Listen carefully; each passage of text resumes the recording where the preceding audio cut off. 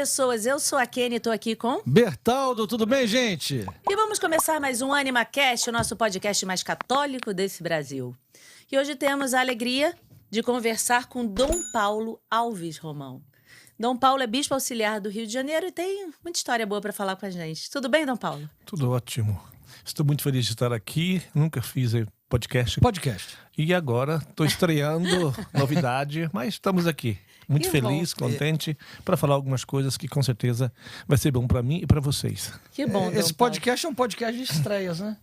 É. Porque acho que 90% dos nossos convidados estrearam, né? É verdade. É verdade. Que nunca tinham participado. E acho que é a primeira vez que a gente entrevista um bispo. É também. Verdade. O senhor está estreando os bispos no podcast. Maravilha. E eu vou contar para as pessoas uma coisa. A gente estava conversando com o Dom Paulo e Dom Paulo começou a contar sobre a vida dele. Eu falei, para, Dom Paulo, que isso dá um podcast maravilhoso. Porque a vida do Dom Paulo é legal, a trajetória de vida. Né? Ver hoje um bispo, doutor, tem doutorado, né? Com título na estrutura sacramental da história salvífica. Olha só que bonito isso. Então, né, feito pela PUC, uma coisa toda linda, mas ninguém sabe da trajetória do senhor. O senhor é de uma cidade chamada Barra do Jacarezinho, no Paraná. É Barra do Jacaré, município de Jacarezinho. Ah, é Barra do Jacaré e município... Mas é uma cidadezinha micra, né? Uma cidadezinha pequenininha. Quando eu morava lá, tinha 2.000 habitantes. Agora tem uns 4 ou 5. Agora cresceu muito, dobrou. Dobrou, agora tem 100%. Né? Dobrou. Então, na realidade, eu nasci na zona rural, que fica mais ou menos 5 quilômetros perto dessa cidade, Barra do Jacaré. Meus pais moravam numa fazenda, e meus avós também, e até os 6 anos eu fiquei ali com meus pais. E depois, uma certa altura, meu pai comprou um pequeno sítio numa cidade, aliás, na zona rural também, mas 12 quilômetros de uma cidade chamada Bandeirantes. Aí eu fui para lá com 6 anos de idade, certo? Então, acontece que... Com 6 anos foi para essa cidade? Para a cidade. E aí cresceu nessa cidade? Assim, quando eu cheguei lá com 6 anos, fui morar na zona rural. Os primeiros anos, de 6 aos 10 anos, estudei da primeira série até a 4ª série, aprendi a ler e escrever numa pequena escola na zona rural. E com 10 anos eu terminei o ensino elementar, vamos dizer, os 3 primeiros 4 anos, aprendi a ler e escrever. E lá naquela época, 50 anos atrás, evidente, 52 anos atrás, só tinha aula na zona rural e não tinha como depois continuar os estudos na cidade. Não tinha como. Então, terminei com 10 anos a 4ª série e fiquei trabalhando com meu pai na lavoura. Era lavrador. Caipira feliz. Caipira feliz. Caipira feliz. Certo? Isso aí estudou só até a cidade, até a 4ª série. As 4ª séries. Mas isso porque não dava para morar na zona rural e estudar na cidade? Não dava. Na época não tinha nem como ir, entende? Então, era muito comum isso. Hoje é bem diferente lá. Hoje não. Hoje meus sobrinhos todos, mestrado, doutorado, etc. Mas na minha época não era assim. Na minha família... Eu e meus irmãos, nós somos 6 filhos, nenhum tem ensino superior, a não ser eu, certo? Ensino superior. Todos só têm até a 4ª série do ensino fundamental.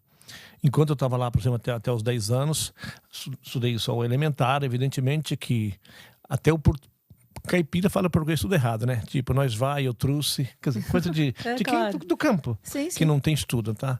Mas, bom, até os 10 anos, assim, depois trabalhei, e como qualquer jovem, trabalhava bastante no campo com meu pai. Lavrador, e também, sempre com os amigos, a gente divertia muito, ia às festas, os bailes. Também era uma igreja muito próxima da minha casa, minha família profundamente religiosa, os meus amigos também. A gente, então, tive uma experiência simples, muito simples, de quem trabalha no campo, mas uma família muito sólida, onde reinava um amor verdadeiro, uma coisa bela, a questão afetiva muito sólida, por um lado. Por outro lado, meu pai já faleceu há 5 anos atrás, minha mãe ainda está viva, mas profundamente religiosos, certo? Era impossível pensar em faltar à missa.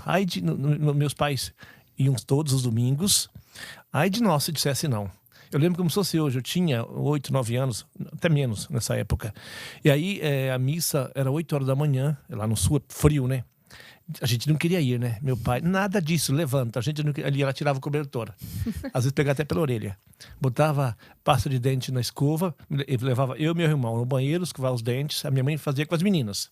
E meu pai com os meninos. Depois todos íamos à igreja, certo? E lá na igreja, meu pai, eu sentava perto do meu pai, eu e meu irmão, e as minhas irmãs perto da minha mãe. Se alguém fizesse bagunça ou eu um pouco agitado, meu pai fazia assim, ó, toque na cabeça. Todo mundo do lado dele, a tensão na missa, todo mundo. Mas para dizer, uma experiência de fé muito sólida e meus pais nunca, é verdade, meu pai até morrer, ele não faltava absolutamente às missas. E tinha um homem de uma dignidade, de um caráter, de uma honestidade que até me comove só de pensar, entende? Só para dar um pequeno fato. Falar uma pequena coisa. Meu pai tinha comprado o sítio naquela época, isso há 50 e poucos anos, não, 50 anos atrás. E normalmente pagava a prestação no final da colheita, né? E ele era honestíssimo. E aí teve uma chuva de pedra e praticamente a lavoura ficou toda estragada.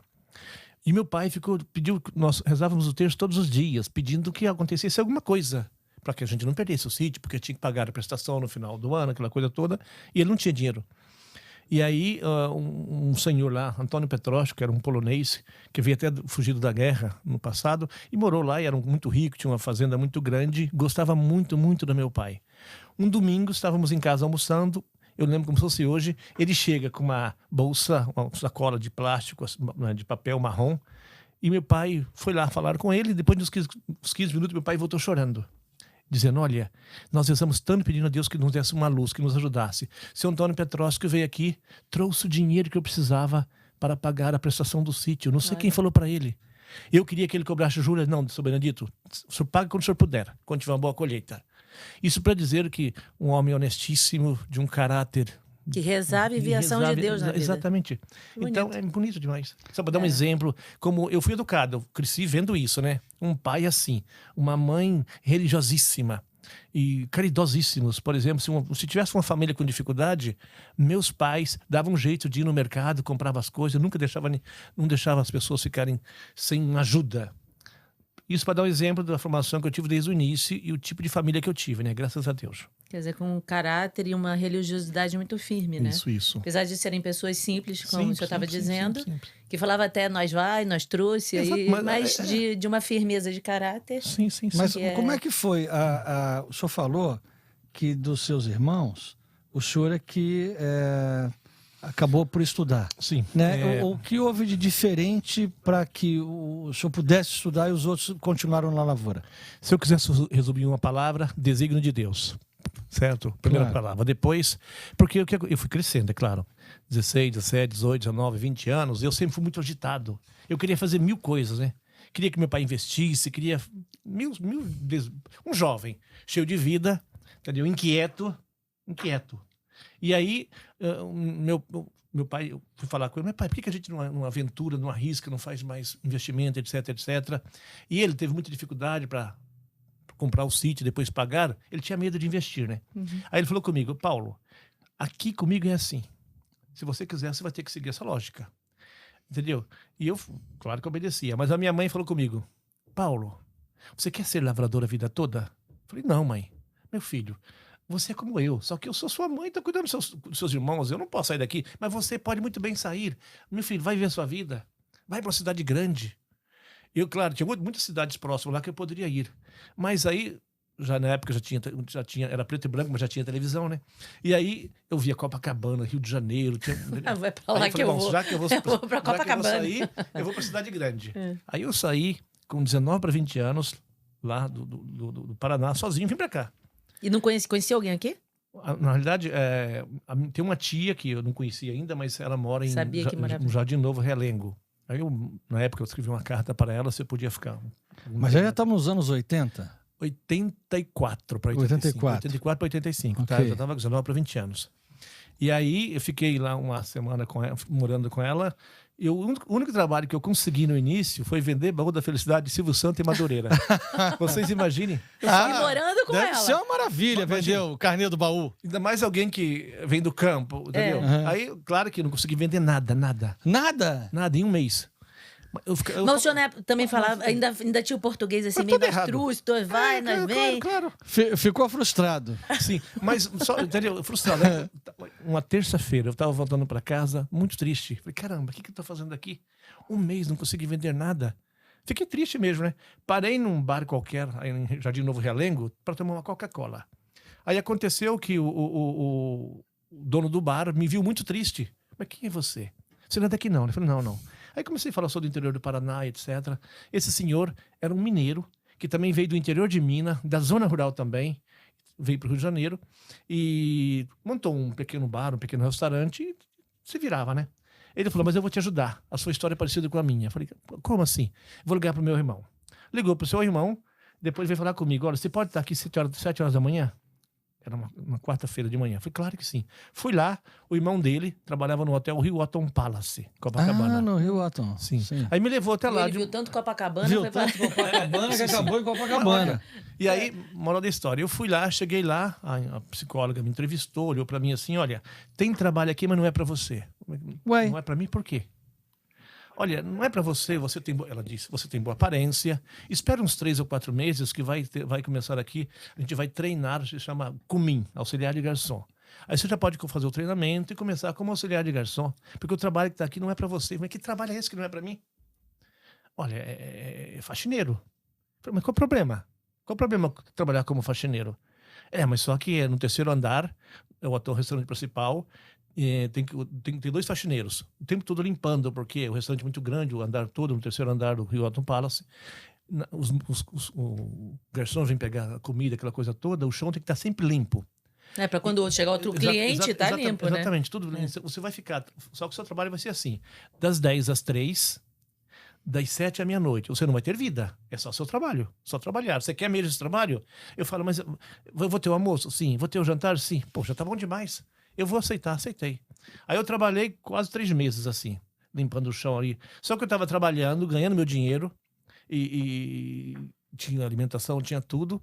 Aí nesse período, um grupo de garçons... Mas estava morando ainda em Realengo. Realengo. Mas era muito difícil. Aí um grupo de garçons alugaram uma kitnet e aí tinha uma vaga sobrando, me chamaram e eu fui morar com eles. A gente trabalhava o tempo todo, quase não tinha tempo para nada, o dia todo, porque pegava das 10 às 3, depois 19 às 24 horas. Então eu só ia dormir mesmo. Era uma beliche, um pequeno guarda-roupa. Eu fui morar com eles em Copacabana. E nisso trabalhava, depois de um pouco, o maître vinha pegar a comida, os pratos, me vinha limpando o chão, eu ficava olhando. Ele me dizia, mas vem cá, quem é você? Eu falei, eu sou Paulo, do Paraná e tal. Trabalha na faxina. Sim, isso. Mas eu nunca vi alguém limpar o chão tão feliz como você. Assim, você é diferente. Eu falei, mas claro, eu estou trabalhando com dignidade, ganhando meu dinheiro, certo? Bom, você não vai ficar muito tempo nisso não, eu vou te promover. 3 meses depois, ele de fato me colocou como auxiliar de garçom, CUMIM, certo? Aí eu trabalhei quase 2 anos assim. Eu fui mandado embora porque, quase 2 anos depois, eu levava a cesta na bandeja para o garçom servir, porque, inclusive, é um hotel 5 estrelas, o garçom falava inglês, aquela coisa, eu só auxiliava, certo? Mas eu derrubei um suco de laranja na roupa de uma madame. Fui mandado embora por isso, tá? Quase 2 anos depois. Só que nesse período, o que aconteceu? Naqueles 2 anos que eu estava trabalhando, eu acabei conhecendo uma jovem que acabou me levando... Conheci uma jovem, pintou um clima, uma paquera, não foi nada sério. Se chamava Fernanda. O irmão dela era responsável do grupo jovem de Nossa Senhora de Copacabana, chamado Gênesis. Tô sabendo. De Gênesis. O irmão dela, entendeu? E aí eu fui nesse encontro, era um namorico, que depois não deu nada com ela. Ela me levou nesse grupo. Eu comecei a participar desse grupo, certo? Fui várias vezes, vários encontros. Mas depois de um certo tempo, o grupo acabou. O Monsenhor Abílio terminou com o grupo, outro motivo lá que eu não vou falar aqui agora. O que o Dom Paulo está falando da igreja Nossa Senhora de Copacabana, né? Que fica aqui em Copacabana, e o Monsenhor Abílio era o pároco. O pároco. Isso. Sim, então, esse grupo deixou de existir, e aí ele falou para os jovens assim, agora não tem mais o grupo jovem. Chegaram 2 padres aqui, vamos fazer um trabalho com a juventude aqui na paróquia. Era Padre Filippo e Padre Juliano. Hoje é Dom Filippo Santoro, que está na Itália, e Padre Juliano, que está na Itália também. E eu comecei nesses grupos, nesses encontros, eu fiquei fascinadíssimo, que era o movimento de comunhão e libertação. O meu Monsenhor Abílio me acolheu de uma forma impressionante, e Padre Felipe Padre Juliano também. E ali, depois de um bom tempo, já frequentando esse movimento chamado de Comunhão e Libertação... É que não é teologia da libertação, não confunda. Comunhão e libertação. Não, só uma coisinha, um detalhe importante. Nesses 2 anos que o senhor ficou como cominho, o senhor ia à missa? Assim, eu ia à missa, era assim. Imagina, ele ia lembrar do pai dele, ó. Nem sempre, né? Porque eu trabalhava domingo também. Eu ia à missa, às vezes, quando eu podia, tá? Porque como eu trabalhava demais, não tinha nem tempo. Eu ia à missa mais ou menos uma vez por mês, enquanto trabalhava. Ok? Porque era muito... Mas na paróquia de Copacabana ou São Paulo Apóstolo? São de Copacabana. Copacabana. Depois, só que eu tinha aquele intervalo. Certo? O intervalo era das 3 às 7, aliás, das 10 às 3, das 19 à meia-noite. Os encontros que eram feitos na paróquia, com o Padre Felipe Juliano, era 5 horas, de 5 às 6h30, porque depois tinha missa. Então, eu ia à missa uma vez por mês, porque não tinha muito tempo. Mas depois, quando eu fui mandado embora, aí não, aí eu tinha muito mais, eu ia sempre que à era missa. Basicamente no mesmo horário que era o Gênesis, Sim. Que depois substituiu, né? Sim, o Gênesis, depois começou o trabalho com o Padre Felipe Padre Juliano. Isso. O Gênesis deixou de existir. Mas aí, depois que o senhor foi mandado embora, o senhor foi trabalhar no quê? Bom, aí é o seguinte, providência divina, né? Nesse período que eu ainda estava trabalhando, eu frequentava as reuniões, porque de 5h30, de 5 até 7, a reunião começava de 5 até 6h30. Era o quê, os domingos? Os domingos. Então eu conseguia participar de todos os encontros do Comunhão e Libertação. Todos os encontros. Eu fiz um caminho de quase 2 anos, muito fascinado com aquelas coisas, né? E de vez em quando tinha um retiro, eu conseguia trocar folga com os meus amigos no hotel para ir em retiro, essas coisas. Conseguia também. O fato é que, uma certa altura, eu ia fazer quase 2 anos que estava no Rio, e frequentando a Comunhão e Libertação, eu via o Padre Felipe e o Padre Juliano tão inteiro, tão felizes, e os jovens que ficavam perto deles, a vida mudava, a minha vida estava mudando. Eu fiquei fascinadíssimo. Não queria perder um encontro, né? Então, nesse período, quando ia fazer quase 2 anos, eu fui mandado embora. Entendeu? Aí, quando eu fui mandado embora, naqueles mesmos dias, é coisa de Deus, tá? Um dia o Padre Filipe estava sentado lá atendendo o pessoal, fui falar com ele. Padre Filipe, olha, eu vejo o senhor e o Juliano, vocês são tão felizes, tão inteiros. Quem fica perto de vocês, a vida muda. Como vocês estão me ajudando na vida? Eu estou pensando em ir para o seminário. Aí ele me fala, italiano, né? Paulinho, qual o seu estudo? Eu vou imitá-lo, tá? Paulinho, qual o seu estudo? Olha, eu tenho até a 4ª série do ensino fundamental. Você é burrinho. Esquece o burrinho? É engraçadíssimo, ele brincava muito, né? Gente boa. Gente boníssima. Paulinho, você não vai pro seminário coisa nenhuma. Você vai falar comigo de 15 dias. Eu nem sabia o que era, mas era direção espiritual. Depois de uns 6 meses, ele falou, tem um outro grupo maior que também está fazendo o caminho da verificação. Aí, depois de uns 5, 6 meses, eu comecei a fazer parte de um grupo maior. Alguns se preparavam para o sacerdócio, o outro para os leigos consagrados. Aí eu fiz aquilo que chama verificação, né? Para vocação. Bom, mas só que ele falou, você não vai para o seminário coisa nenhuma. Você primeiro vai ter que terminar o ensino fundamental e o ensino médio. Depois a gente vai pensar no seminário. Nesse período eu vou te acompanhar. Que foram 4 anos.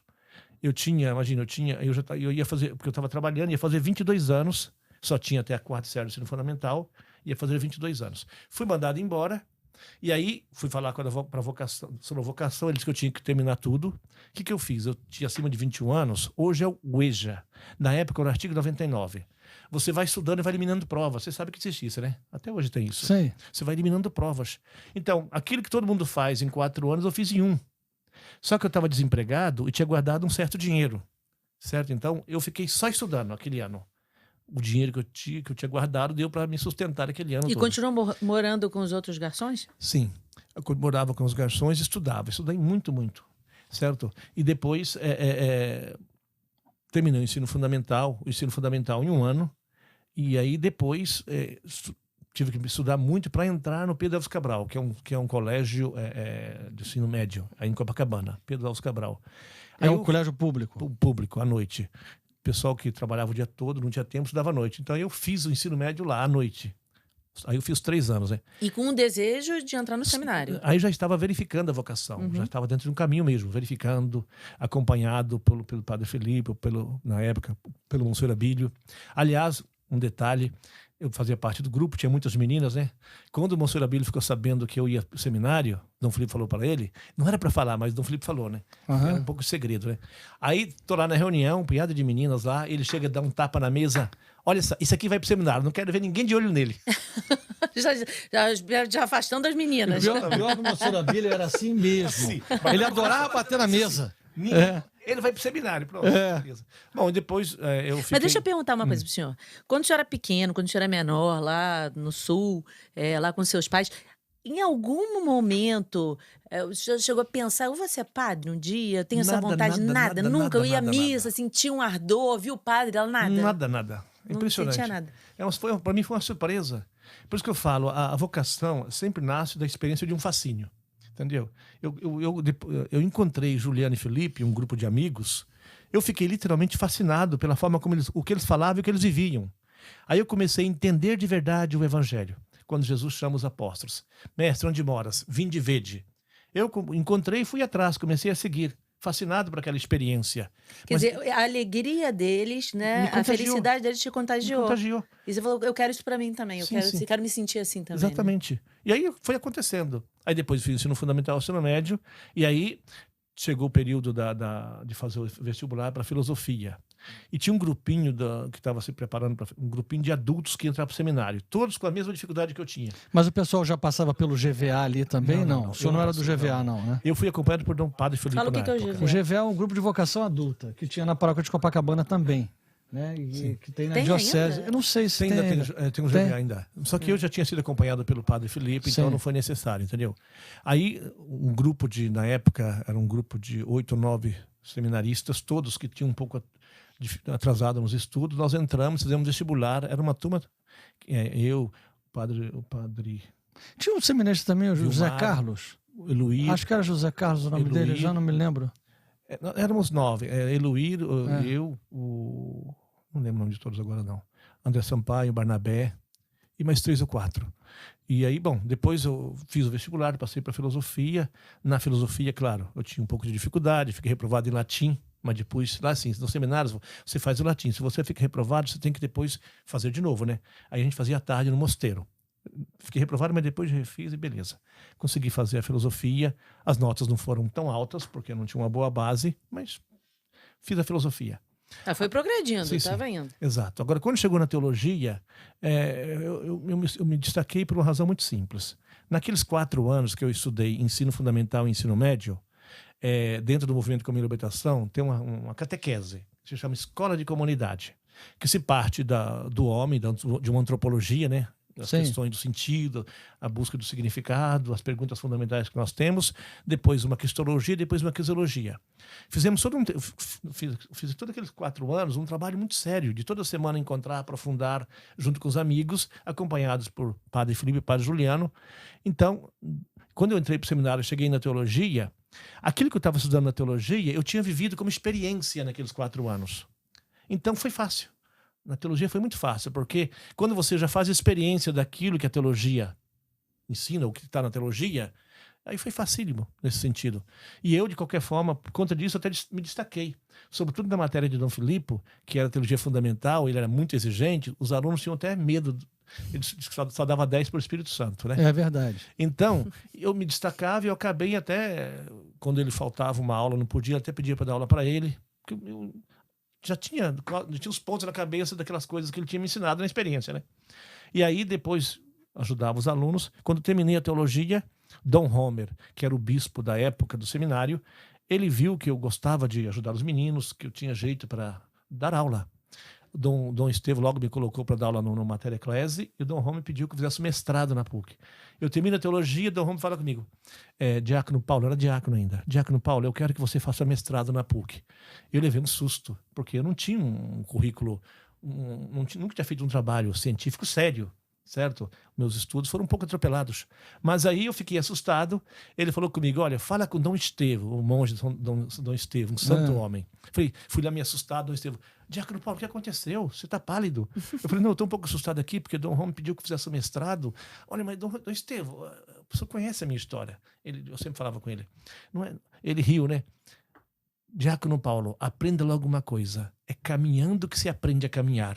Eita, resposta sábia. É caminhando que você aprende a caminhar. Você vai lá, vai fazer inscrição na PUC, vão te dar um punhado de página para você ler, vão te dar um certo tempo, de duas uma. Ou você é aprovado ou você é reprovado para o mestrado. Você tem algo a perder? Não. Aí, Então quem não faça. arrisca, não petisca, vamos Aí eu embora. fui, estudei como danado. Tinha que tirar pelo menos 7 na prova, tirei 8,5. Aí comecei o mestrado na PUC, fiz os créditos todos. Mas eu queria escrever alguma coisa que tivesse a ver com a minha experiência. Não queria escrever qualquer coisa. Não, falei, ou eu escrevo alguma coisa que tem a ver comigo, então não vale a pena. Aí depois dos créditos feitos, eu conversei com o padre Filipe, na época, que era um professor da PUC, um grande professor. Falei, ó, eu queria fazer sobre o pensamento de Giussani, que fundou o movimento de comunhão e libertação. Seria possível? Ele, eu vou ver se eu consigo. Ele, depois conseguiu, né? Então a minha dissertação de mestrado foi a dimensão sacramental da fé em Luigi Giussani. Aí o Dom Felipe foi meu diretor, padre Felipe na época, agora Dom Felipe foi meu diretor. Ele é muito exigente. Nossa, eu nunca estudei tanto na minha vida. Eu terminei... E até porque ele conhecia muito o tema também, né? Sim. Entendeu? Então, graças a Deus ele me orientou, eu fiz a dissertação, terminei a dissertação, e depois que eu terminei a dissertação, eu não queria mais estudar, porque bastava, estava terminado aí. Só que aí, isso aconteceu mesmo, sobretudo na época o França Miranda foi o diretor da banca. Depois que eu defendi minha tese, ele disse que gostou muito do que eu escrevi e que eu tinha que ensinar aquelas coisas para os alunos. Aí eu fui contratado para dar aula na PUC. Logo que eu terminei o mestrado. Fiz o mestrado num dia, defendi, no dia seguinte já... Mas então deixa eu voltar. E a sua ordenação? Sim. Bom, claro. Peraí, vamos voltar para a ordenação aí. Veja bem, eu comecei o diaconato... Nós estamos fazendo a linha do estudo. Sim. Né? Eu comecei o diaconato, eu comecei a estudar o mestrado quando eu era diácono, tá? São 2 anos mestrado. Então, eu me ordenei... Eu achei que tivesse que ser padre, não sei porquê. Não. Eu me ordenei padre dia 28 de junho de 1997, entende? E defendi minha dissertação de mestrado em 98. Certo? Então eu fiz as duas coisas. Estava terminando, terminei a teologia. Estava terminando o mestrado e... Terminei a teologia, mestrado e padre no mesmo ano. Aí fiz o mestrado. Mas é comum diácono fazer mestrado? Sim. Eu achava que era só padre. Você já tiver acabado os estudos, né? Sim, eu tinha acabado os estudos. Eu acabei, sabe quando você termina a teologia? Graças a Deus, queria ficar tranquilo. Aí vem o bicho. Vai agora fazer vai mestrado. fazer o mestrado. Eu fui. Assustado, mas fui. E aí, o doutorado foi mais tarde. Até o França Miranda que insistiu que eu fizesse, eu acabei aceitando fazer um doutorado. Certo? Agora, eu quero dizer uma coisa sobre isso. Posso continuar? Claro. Porque, veja bem, eu não sou gênio não, mas também não sou burrinho. Mas o que eu quero dizer é o seguinte. Sabe qual foi o diferencial? O diferencial foi, primeiro, a questão de uma experiência familiar, afetiva, muito sólida, que a gente carrega para a vida toda. Segunda coisa, eu encontrei uma experiência de comunidade, de igreja maravilhosa, com o Monsenhor Abílio na paróquia do Norte de Copacabana, e com o movimento de comunhão e libertação, Juliano e Felipe, e a comunidade. Então eu tinha, por um lado, uma base afetiva muito sólida, familiar. Por outro lado, tive também a graça de encontrar uma experiência tão rica e tão bela. Certo? Então, a experiência viva de fé na vida da comunidade. Então, você adquire uma certeza, é uma graça, é um dom de Deus, tá? Que você não tem mais medo, você abraça aquilo que é dado e vai fazendo, vai caminhando. E aí, por isso que eu digo... É uma certeza mesmo, uma certeza né? A vocação sólida. é isso. Você tem uma certeza e você vai... Sim. Tem obstáculo, mas você vai indo, vai indo. E aí, aquela palavra de do monge... Dom Estevão, caminhando que você aprende a caminhar, ficava na minha cabeça.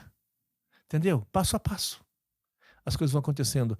Aliás, eu dou esse testemunho para os meus alunos, porque muitos dos meus alunos estão com 19, 18, 19 anos na PUC, às vezes eu vejo um ou outro ansioso, triste, medo do futuro, até deprimido.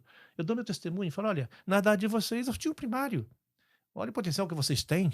Estão numa excelente universidade. Entendeu? Se você não... Claro, é uma graça. Se você não confia em você mesmo, se você não tem uma base, olhe para a sua experiência. Então, olha onde vocês já estão. Então, esse testemunho, eles ficam atentíssimos. Porque é verdade.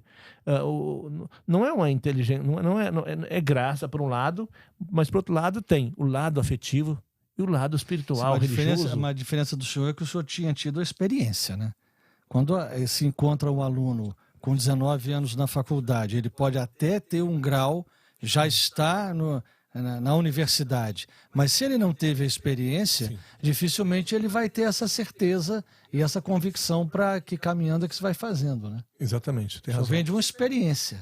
Exato, uma experiência vivida mesmo. Vivida. Na carne. É. E aí dá uma base que... E essa experiência da qual nós estamos nos referindo não é uma experiência de vida, é uma experiência com Deus. Com Deus. Uma experiência de oração. Sim, experiência de oração, experiência de pertença a Cristo, de pertença à igreja, de seguir pessoas que são referências para você. Entendeu? Dom Filipe, para mim, foi sempre o Monsenhor Abílio, Dom Filipe Sim. e Padre Juliano foram pais para mim, entendeu? E outra coisa, eu nunca ficava sozinho. Se eu tinha uma dificuldade, eu pedia ajuda.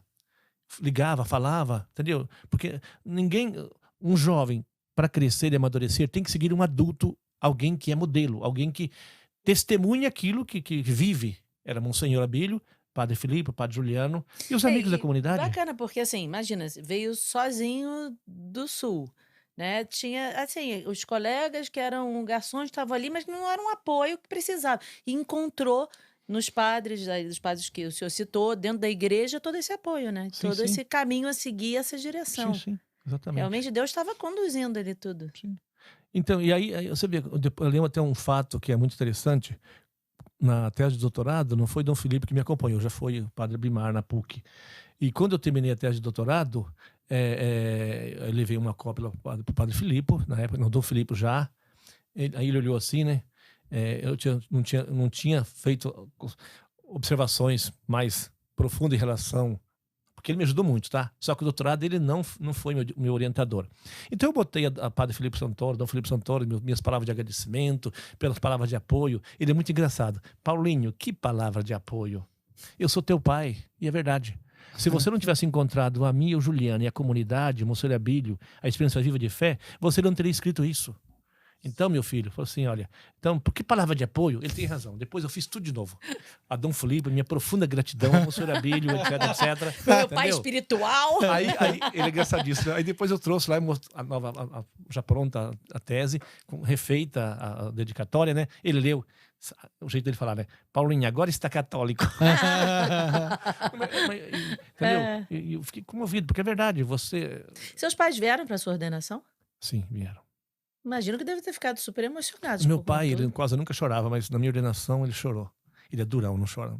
Não chora que já partiu, né? Mas ele ficou comovidíssimo. Eu imagino, por toda a religiosa, tudo que ele trazia dentro dele. Sim. Como ele deve ter ficado feliz. Sim. Agora, eu que não choro. Só que eu não choro, mas depois fico 2, 3 dias tenso. Eu não chorei nem no doutorado, nem quando fui padre, nem quando um bispo. Você tá tão cheio, tão feliz que você nem chorei. Não consegui. Mas eu sou assim. Mas também não é pré-requisito, né? Tem que chorar. Não, claro que não. Mas entendeu? Até eu me estranhei. Por que eu tô tão tranquilo e não chorei? Eu também, feliz. quando casei, não chorei, não. Eu tava tão feliz. Pô. Eu tava feliz, mas chorei. Quem é chorou? As mulheres choram. Não, eu falei, não vou, porque eu sou meio durona. Aí eu falei, não vou chorar. Mas aí, quando tocou a música de Nossa Senhora, que eu olhei pra Nossa Senhora, eu falei... Nós estamos fazendo um acompanhamento aqui, nós fizemos um desafio na Quaresma. E aí nós cadastramos umas 13 mil pessoas, das quais quase 6, 7 mil acabaram o desafio conosco nos 40 dias que nós fizemos aqui. Em determinado momento de um terço, teve uma senhora que eu não sei, ela fez um comentário, disse, mas você está rindo no terço? Eu falei, mas olha, eu rezo feliz. Mas na hora também que eu tenho que rezar chorando, eu já rezei chorando muitas vezes no ar, caindo lágrima. Mas geralmente eu estou mais feliz do que chorando. Não porque eu sou assim. Eu quando escuto uma música de Beethoven de moça, eu choro. Uma música muito bonita, entendeu? Uma voz muito bonita, porque toca profundamente o coração, né? Toca, não adianta. Mas na hora então não é durão igual seu pai, chora. Quando precisa chorar, chora. Uma Ave Maria cantada. Meu Deus do céu. Pode ser. É impossível não ficar comovido, né? É verdade. Não é chorar de cara. Comoção.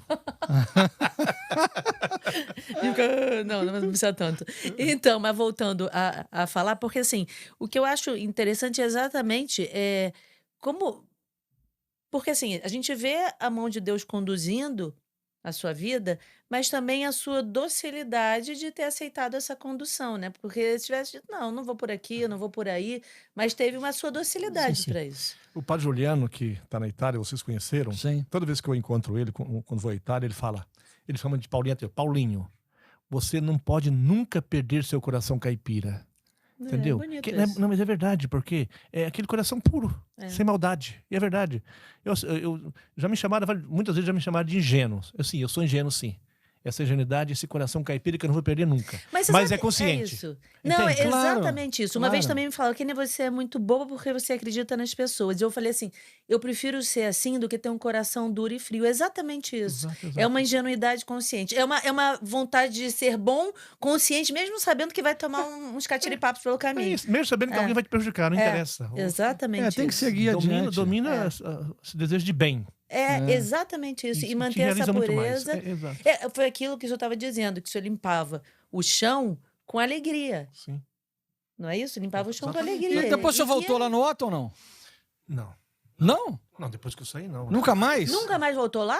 Não, só uma vez, acho que... Vamos convidar Dom Paulo pra gente ir lá. Não, nós temos que ir ao Otton. A gente vai almoçar lá, vai jantar. Eu sou do Rio Conventions Bureau, eu vou descobrir quem é o gerente geral daquele Otton lá. Vamos te levar. Mas já faz tempo. Não, mas vamos no Otton. Nós temos que ir no Otton lá, que andar aquela terceiro andar. Terceiro andar. E nós temos que almoçar lá. Não sei se ainda tem um restaurante no terceiro andar, mas... Mas se não tiver, algum canto tem restaurante lá. Tem. Não mudou o nome? Não, o Otton não. O Otton continua Otton. Continua lá. Não, a gente tem que ir lá. É. Eu achei que já tivesse. Não, estamos convidando, estamos te convidando para O Otton não sabe que teve um funcionário tão ilustre. Nós vamos ter que falar isso aí no Otton. Tá aí, ó. Pedir ao nosso querido Werneck, do Rio Conventions Bureau, presidente do Rio Conventions. Mas também não tem problema, a gente vai lá e a gente vai lá no Otton com Dom Paulo. Já tá, vai que tem algum amigo da época. Pode ser. Porque vai de Copacabana, você pergunta o cara lá, 40 anos eu tô aqui, 50 anos eu tô aqui. Vai que vai ter um amigo seu lá da época, pode ser que tenha. É possível. Não é? Já pensou que legal? Bem legal, também acho. Mas o senhor, quando se ordena padre, qual é a primeira missão que o senhor tem, além de estudar? Bom, quando se torna padre, no meu caso, que todo padre se torna padre, é colocado numa paróquia como vigário paroquial, para ajudar um outro padre, né? E depois, normalmente depois de 2 ou 3 anos... Qual foi a sua primeira? A minha primeira paróquia, na realidade, eu fiquei no seminário, na formação. E aí, justo naquele período que estava terminando o mestrado, e aí, na época, o reitor era Dom Augusto Zini, ele me transferiu para padre vigário paroquial do Dom Pedro Cunha, na paróquia Santa Teresa. Olha! Aí eu dava aula na PUC, porque eu fui contratado logo depois que eu defendi minha dissertação de mestrado. Eu dava aula na PUC e ajudava o padre Pedro Cunha, na época, em Santa Teresa, e acompanhava a paróquia Nossa Senhora das Neves e a capela Nossa Senhora dos Prazeres. E quando foi para Nossa Senhora de Copacabana? Aí foi, depois de um certo tempo, um padre... Me lembro muito. Sim, foi um padre que era do Comunhão de Libertação, que estava em Copacabana, saiu da paróquia, e aí o Dom Felipe queria que tivesse um padre ali que fosse do movimento, que pudesse acompanhar os jovens da paróquia. Aí eu fui lá em 2000 para 2001. Aí era eu e o padre Gilson, entendeu? A gente fez um trabalho muito bom com a juventude. Padre Gilson é muito bom também, Nossa, ali nós fizemos um trabalho muito bom com a juventude. Tem um punhado de gente hoje que estão casados, tendo famílias, que encontraram a igreja, o movimento, através de eu, o padre Gilson. Ainda tem o Comunhão de Libertação lá? Na paróquia de Copacabana, não, propriamente. Não? Tem em Copacabana ali, na paróquia Santa Cruz, tem vários grupos que se encontram na sede do movimento de Comunhão de Libertação. Tem 2 ou 3 grupos ali. Porque o movimento agora espalhou pelo Rio de Janeiro, tem comunidade em vários locais, né? Antes era só na paróquia, antes de Copacabana, era o início. Agora tem vários grupos e outras paróquias. E aonde é a sede do Comunhão de Libertação? Em Copacabana, Rua Siqueira Campos... Não, peraí, aquela... Não, Siqueira Campos não. Não, tem Siqueira Campos, Figueiredo Magalhães, Hilário de Gouveia. Copacabana... Barata Ribeiro. Não, Nossa Senhora Copacabana, acho que 420, coisa assim. Fica na esquina com a... Eu tô ruim de memória hoje, mas tudo bem. O 420 é perto dali. Olha só, vamos para as pessoas... Benjamin Constant, não é. Não, Benjamin Constant não, já estamos na glória. Para as pessoas entenderem o que é o Comunhão Libertação. Isso. Que movimento é esse? O Comunhão Libertação é um movimento católico que nasceu na Itália em 1954. O fundador desse movimento é Luigi Giussani, é um padre milanês que... Desde que se formou, dava aula no seminário, era um excelente professor, e um dia ele fala que foi uma intuição, foi um dom de Deus, né? Porque ele foi de férias em uma região de praia e no trem viu muitos jovens da Ação Católica, com até o distintivo da Ação Católica, né? E ele viu aqueles jovens que estavam ali e começou a perguntar para aqueles jovens coisas elementares da fé. E aí, jovens envolvidos na ação católica. As respostas eram vazias. Ele falou, olha, ali eu me dei conta que eles estavam na igreja, mas o essencial não tinha ficado. É como se não soubesse nada. E aí ele fala, caramba, mas... ali ele fala, teve uma intuição, caramba. Voltou das férias, foi falar com os responsáveis, os superiores dele, se ele permitia que ele fosse dar aula em colégio. É um tipo de colégio estadual, um colégio público, na periferia de Milão. Porque eu quero comunicar para esses jovens aquilo que eu aprendi com meus pais, com meu pai, com certos professores que eu tive no seminário. Então, inicialmente, ele continuou dando aula no seminário e o bispo deixou que ele desse aula num colégio, o Colégio Beccetti, em Milão. E ele fazia uma catequese? Não, ele dava aula, aquela aula, a mesma aula que eu dou, eu sigo o texto dele, que eu dou aula na PUC. Começa com o Senso Religioso, que é um livro que fala sobre o sentido da vida, a pergunta sobre o significado da vida, sobre o sentido da vida. Então, nessas aulas dele surgiu um percurso. Primeiro, as perguntas fundamentais, as questões existenciais, que todo jovem tem, sobre o sentido da vida. Depois, um segundo curso é a Introdução ao Cristianismo, que esse grito, essa busca, esse desejo que todos carregam no coração, entendeu? De plenitude, de realização, de felicidade. E quando você é jovem, adolescente, um punhado de perguntas: o que eu estou fazendo nesse mundo? Qual é o significado da minha vida? Qual é o propósito da minha vida? O que eu estou fazendo aqui? Perguntas fundamentais. Então, ensinando essas coisas, ele atraiu um punhado de jovens. Ficaram atraidíssimos, porque era uma coisa muito humana. E depois, aprofundando, ele fez todo um percurso. O homem e as suas perguntas, uma cristologia narrativa, o livro, inclusive, se chama Na Origem da Percepção Cristã. Ele desenvolve uma reflexão belíssima, mostrando como que os apóstolos encontraram Cristo, ficaram fascinados, e como que, pouco a pouco, no relacionamento com Cristo, chegamos a uma certeza sólida e definitiva de que realmente Jesus Cristo era o Filho de Deus e era o sentido da vida. Então ele desenvolveu uma reflexão muito prática, muito concreta, a partir dos evangelhos. E nas aulas, de certa forma, nos encontros que ele fazia, aconteceu a mesma coisa. Os jovens ficavam fascinados com ele e com outros depois que se tornaram adultos na fé, faziam encontros, começou todo um caminho que se chama Escola de Comunidade, e depois de alguns anos atraiu muitos e muitos jovens, passou a ser chamado de Comunhão e Libertação. Por quê? Porque na amizade, numa comunhão que faz um caminho de aprofundamento da fé, dentro de uma experiência de comunidade viva, a pessoa encontra a verdadeira alegria, a verdadeira realização, portanto, a verdadeira liberdade. Na comunhão, na pertença à comunidade e na maturidade de fé, se experimenta a verdadeira libertação. É o encontro com Cristo que nos liberta, porque enche a vida de significado. E isso atraiu de tal forma que foi crescendo. Hoje está em mais de 80 países, muitas e muitas comunidades, muitos e muitos padres, muitos e muitos leigos consagrados pelo mundo todo, em missão. E quem hoje é o superior do Comunidade? Atualmente David Prosperi é um leigo casado, professor, tem 4 filhos. Entendeu? Antes dele era o padre Carron, que era um padre. É legal que não é um padre, é um leigo que é casado e que... Exato, porque sempre a proposta de Giussani foi viver a experiência católica, experiência de fé, na vida normal, na vida cotidiana. Que ano que ele fundou? Ele começou a dar aula em 54. Ele morreu quando? Morreu dia 22 de fevereiro de 2005. Até é recente. Recente. Entendeu? Então, é isso. Então, nasceu toda uma experiência que tornou uma experiência muito rica. E como é que chegou no Brasil? Bom, aqui no Rio de Janeiro veio através de Padre Juliano e Padre Filipe. No Brasil, porque muitos daqueles jovens que encontraram Giussani nos anos 50, ficaram tão fascinados que vieram em missão para o Brasil. Em missão. Sobretudo um Padre Pide, que ficou em Belo Horizonte, que fez um trabalho maravilhoso, morreu o ano passado, pouco mais de um ano, e fez um trabalho maravilhoso, deixou uma marca indelével em muita gente, certo? Os primeiros que vieram para cá, mas depois o movimento estava crescendo, aí os padres eram mandados em missão para vários lugares. Aí primeiro foi Padre Vando e Padre Petrini. Mas isso já padres que já vêm da Itália. Sim. Não, Petrini não veio da Itália, mas acho que se tornou padre aqui. Vando veio para isso. Depois, Juliano e Filipe e Virgílio, que era de Belo Horizonte, vieram em missão para acompanhar e fundar comunidades do movimento aqui.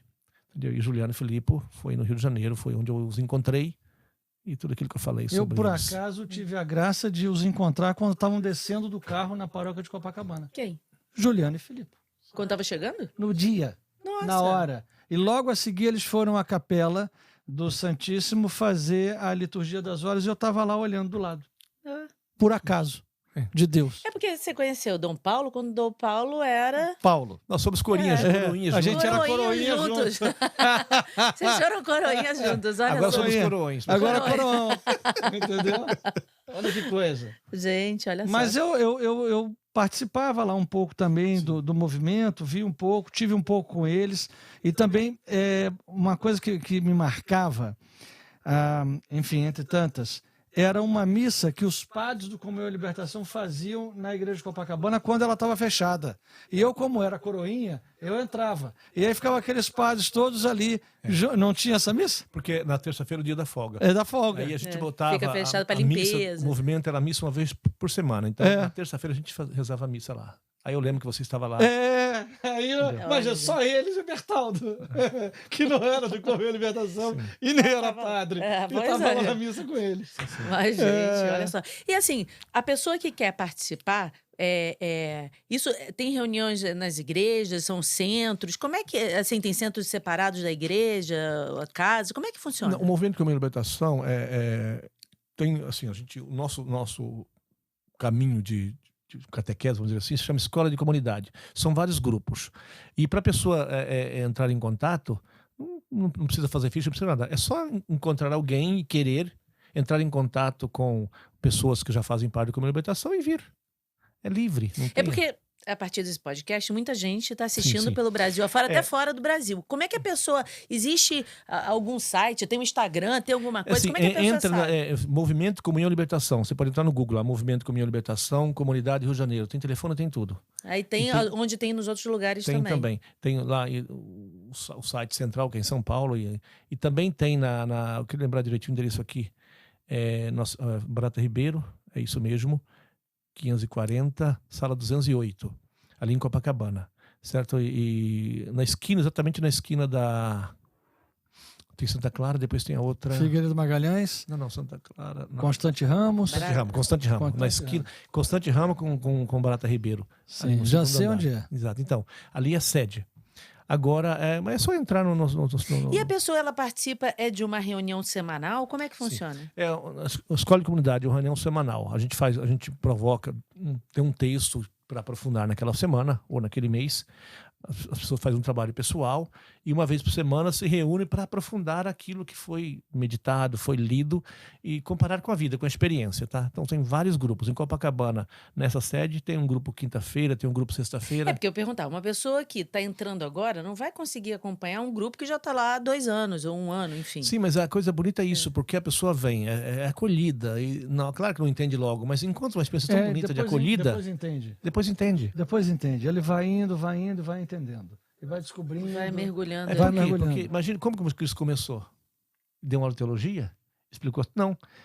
Mestre, onde mora? Vem comigo. É assim também. Como é que é caminhando que você faz? Como é que caminhando que você aprende a caminhar. Uma pessoa quer conhecer, vem conosco. Mas depois tem muito convívio também, né? Tem convivência.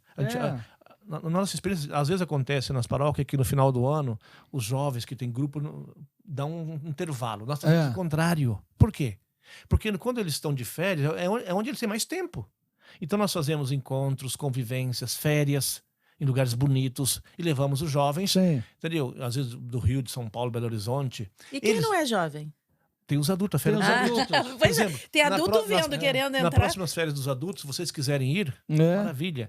A gente fica num local bonito, leva os filhos, entendeu? Imagina, a última férias que eu fui, tinha acho que mais de 20 casais, com muita gente outros que não eram casais, mas com um punhado de filhos. Só crianças tinham 60.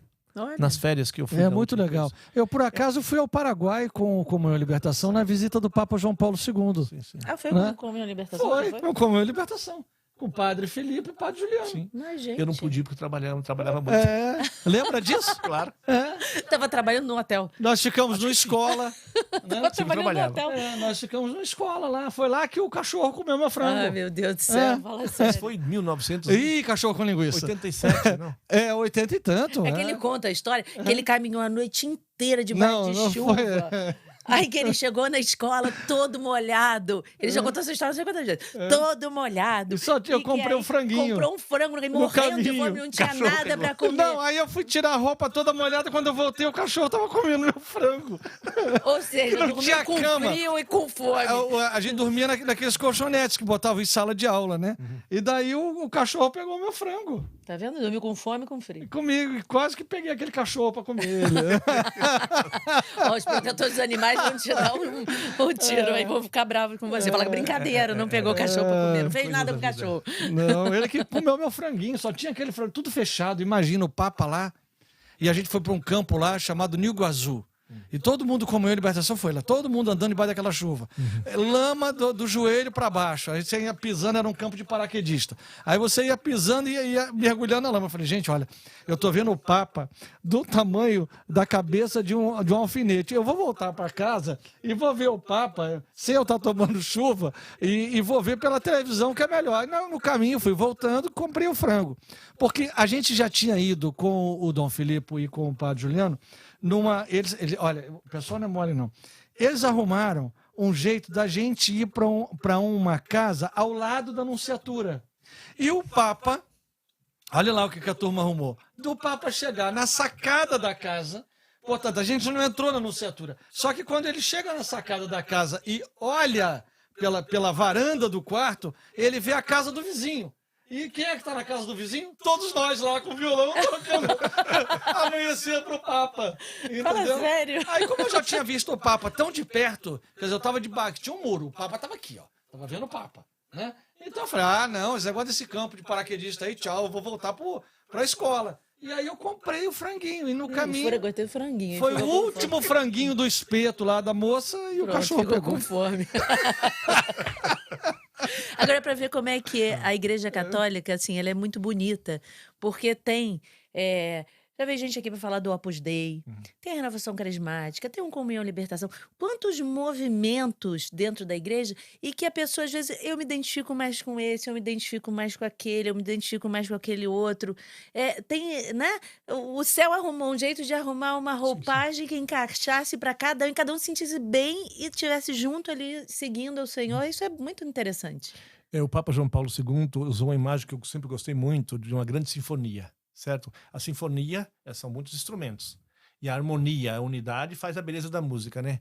E o Espírito Santo suscita na igreja tantos e tantos movimentos, e hoje muitas novas comunidades, entendeu? Que no essencial vive a mesma coisa. É o encontro com Cristo. Exatamente. É a beleza da experiência de amar a igreja, seguir a igreja, obedecer o Papa, viver com autenticidade, com seus carismas próprios que tocam, que fascinam. E hoje está cada dia mais vindo à tona tantas e tantas novas comunidades que nos surpreende. Aqui tem uma. Eu fico maravilhado de ver isso, sempre. Entendeu? Tem aí 30 e quantos anos? 7 de tarde com Maria? É isso, é uma nova comunidade. É isso. Aí você se sente... eu estava achando interessante que a nossa filha de 11 anos, a Maria Laura, ela estava tentando entender... Eu não sei o que eu estava falando para ela do Opus Dei, estava falando de Dom Rafael, de Dom Antônio, que eu falei, eles eram da obra, mas eles eram leigos da obra, e dali é pensado, falou, você tem vocação, vamos virar padre, sacerdote. Eu contei essa história. Aí ela, eu não sabia que era assim. Eu achei engraçado que ela falou assim, eu achei que a pessoa entrava, ela não entendeu que era uma vocação. Eu falei, não, minha filha, é uma roupa que você veste, essa roupa cabe em mim, essa roupa tá boa. Tem umas roupas que ficam apertadas, você fala, tá me incomodando. É a mesma coisa no carisma. Aqui eu me sinto bem, vestiu bem em mim. É aqui o caminho, dá aquela alegria no coração. Sim. Né? E você fala, aqui é o meu caminho. Ou então você, não é bem por aqui. Peraí, deixa eu experimentar aqui. Tem gente que se sente super confortável na renovação carismática. Sim. Tem gente que é mais ortodoxo, prefere uma coisa mais tradicional. Mais... É como aconteceu na Canção Nova. A Canção Nova, nós fizemos caminho na Canção Nova, Kenny e eu. Né? Porque a nossa raiz era na renovação carismática. Muito bem. E o que no grupo Sol Maior, que era na Igreja Nacional de Copacabana. Aí, o que o Senhor disse pra gente naquele caminho com a Canção Nova? Os quero consagrados, mas não aqui. Foi. Então, se nós pegarmos aí como a Libertação, o Opus Dei, claro, guardando cada um o seu carisma próprio, né? Sei lá, os Focolares, a Canção Nova, o Shalom, a Tarde com Maria... Enfim, o Coração Novo, tantos, não é? que, se você for olhar, é quase todos fazendo a mesma coisa, só que o que nós fazemos? Reunião, nós estudamos a palavra, nós temos uma espinha dorsal, nós temos um encontro pessoal, nós temos vida sacramental. É basicamente isso, né? Sim. De todos nós. Claro. Por isso é interessante, porque sempre na igreja, sempre, desde a origem, Cristo, Deus, nunca deixou faltar pessoas e momentos de pessoas que foram um grande impulso de renovação na vida da igreja. É a obra do Espírito Santo, né? O Pentecoste é contínuo. Por exemplo, o Concílio Vaticano II, toda uma abertura muito importante, muito necessária, entendeu? Então, muitos desses movimentos já anteciparam o Concílio Vaticano II, entendeu? E depois veio toda a abertura maravilhosa e o novo rito, a missa como nós rezamos agora, até agora, né? E é tão bonito isso. E a gente vê que, de fato, essa coisa de encontro que atrai, que fascina, é obra do Espírito Santo, é dom do Espírito Santo. E aí, se a gente for olhar, tem, Comunhão e Libertação, Focolares, Opus Dei, e tantos outros movimentos e novas comunidades têm surgido, sempre obra do Espírito Santo. Mas sempre acontece com alguém, um chamado, um carisma, um dom. É um dom. Para falar de Giussani, interessante que ele tinha 16 anos de idade quando aconteceu, por exemplo, a experiência fundante, para dar um exemplo de como ele vai Claro. tá? Um professor que dava aula e começava a aula no seminário, lia o prólogo do Evangelho de São João. Certo? Aí o versículo 14, e o verbo se fez carne, entendeu? E habitou entre nós. E esse professor falou isso e disse, olha, dizer que o verbo se fez carne significa dizer a bondade se fez carne, o amor se fez carne, a justiça se fez carne, a beleza se fez carne. Giussani era um jovem de 16 anos, 15, 16 anos. Ele fala, aquele dia foi para mim como um lindo dia. Eu me dei conta, entendeu? A partir daquele dia, tudo que eu fazia, tudo, os livros que eu estudava, os autores que a gente escolhia, os teólogos que a gente escolhia, era totalmente determinado por aquela afirmação que marcou profundamente. Ali foi a experiência fundante que ele fez. Tanto que depois ele montou até um grupinho no seminário para aprofundar essas coisas. Alguns também tinham essa sensibilidade que ele teve. Ele chamava Studium Christi. Entendeu? Depois ele se formou, ficou adulto e tudo mais, nem pensava em fundar movimento nenhum. Aí aquilo que eu falava antes, né? Vê aqueles jovens, volta e começa a dar aula no colégio e começa algo totalmente novo. Mas ele lembra que foi um momento fundante. Era um jovenzinho. Uma afirmação de um professor. O verbo se fez carne. Tocou o coração Tocou profundamente. dele, E de alguma forma acontece isso num carisma, num dom. Uma pessoa faz uma experiência tão verdadeira, tão profunda, tão verdadeira, que é dom do Espírito Santo, aqui não tem como depois não transbordar. É verdade. Não Essa espalhar. foi uma coisa muito interessante da experiência fundante. Na experiência fundante, eu acho que isso, e agora me faz pensar, na experiência fundante, sempre tem que estar contido a ausência de pensamento de fundação futura. Se eu faço entender. Por quê? Sempre a experiência fundante, você tem aquela experiência, mas você nunca pensou em fazer aquilo. Você nunca pensou, tipo assim, as pessoas às vezes perguntam, você era criança, você dizia, mamãe, quando eu crescer eu quero construir um santuário. Nunca passou na minha cabeça. Nunca passou na minha cabeça. E muito menos fundar a Tarde com Maria. Muito menos. Isso parte de uma experiência pessoal. De um homem que é tirado de dentro de um quarto, depois de 2 anos, a partir da oração do terço. E de uma experiência pessoal de encontro com Cristo. E dali as coisas são feitas. Porque assim, se você estava bolando, deixa eu ver, acho que eu vou fazer a Tarde com Maria, acho que eu posso rezar o texto com os outros. Isso não acontece. Como o Padre Giussani, né? Ele se sentiu tocado naquele momento com 16 anos, né? Por isso é dom. É dom. Mas, e é ele, dom. Você não tem como pensar, ele foi como vivendo bolar aquilo, Exato, você faz a experiência e depois, aliás, ele sempre falou, eu nunca pensei em fundar nada. Nunca quis fundar nada. Foi acontecendo. Exato. Você não pode pensar. Isso, se você pensou antes, não é uma fundação de Deus. E a questão fundamental é um dom. Até porque é de Deus, não é da pessoa. Exato. Ele, dom do Espírito Santo, renova a igreja. E renova não abstratamente, concretamente. Entendeu? Dons que o Senhor dá a certas pessoas. Que, de fato, renova. Claro, a igreja tem toda a riqueza da igreja, o Papa, os bispos, etc. E tem, a gente fala a dimensão, a igreja na sua estrutura, na sua hierarquia. Entendeu? Então, mas tem a dimensão da hierarquia, a dimensão da igreja institucional e a dimensão também, a gente fala carismática, ou seja, essa dimensão onde dentro da vida da igreja, homens concretos, pessoas concretas, com temperamento, com a personalidade, com a educação, entendeu? Porque foi formado num contexto concreto, recebe um dom do Espírito Santo e começa uma experiência tão bonita que renova a igreja. E como renova? Por exemplo, dessas experiências que surgem, desses carismas, quantos e quantos padres e leigos consagrados surgiram e surgem? Que são belíssimos testemunhos dentro da vida do mundo. Certo? E que são necessários, inclusive, para ajudar a levar o carisma adiante. Porque imagine só uma experiência do Comunhão e Libertação que não tivesse nenhum padre a partir disso. É impossível. Impossível. É preciso que tenha a gente também da própria hierarquia. Como, graças a Deus, nós também encontramos tanto o Dom Edson quanto o Padre Galvão, que hoje fazem parte de uma estrutura da Associação Tarde com Maria. Querendo que tem um diácono, um padre e um bispo. Exatamente, ainda mais o Zé Carlos. Aqui tem outra coisa fundamental, porque essas experiências que surgem por dom do Espírito Santo, sempre, impressionante como afirma a igreja. Afirma e obedece e segue o Papa. Claro. Isso aí, sempre. Porque nasce dentro da igreja e é sustentado, renovado, sustentado, e tem como guardião da fé, sobretudo, o Papa, os bispos. Então, todos os carismas é para construir a igreja. É isso. Quando se qualquer carisma não segue aquilo que a igreja indica, tem alguma coisa que não está certo. Com certeza. Se não defende o Papa, Deus me livre. Exato. Isso daí, se não está em comunhão, independente do não está obedecendo ao bispo de Roma, não está em comunhão com a igreja. Não, isso não existe, isso não pode ser.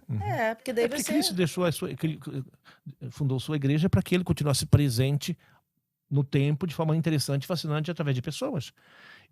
É muito bonito você ver que pouco antes de subir ao céu ele fala: olha, é necessário que eu vá para o Pai, vosso Pai, porque se eu não for, não tem como enviar o Espírito. Eu estou traduzindo de forma mais simples, tá? Não tem como enviar o Espírito Santo, Paráclito, Consolador. Ele, o Espírito da verdade, vos fará compreender tudo o que eu disse e fiz. E se a gente olha para a vida da igreja, é literalmente assim. Em momentos que a igreja, às vezes, parece que está perdendo os fiéis ou que alguma coisa não está bem, pensa num São Francisco da vida, um São Bento. Surgem pessoas que vivem de tal forma a fé e que atraem tantas e tantas pessoas. Renovam a igreja, quer dizer, o Espírito Santo, através de pessoas e rostos precisos, renova a vida da igreja. Essa é a coisa maravilhosa que a gente tem, entendeu?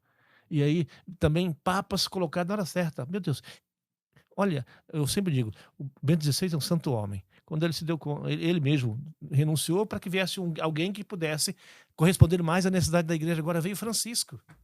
O Papa Francisco, com essa abertura, com essa, entendeu?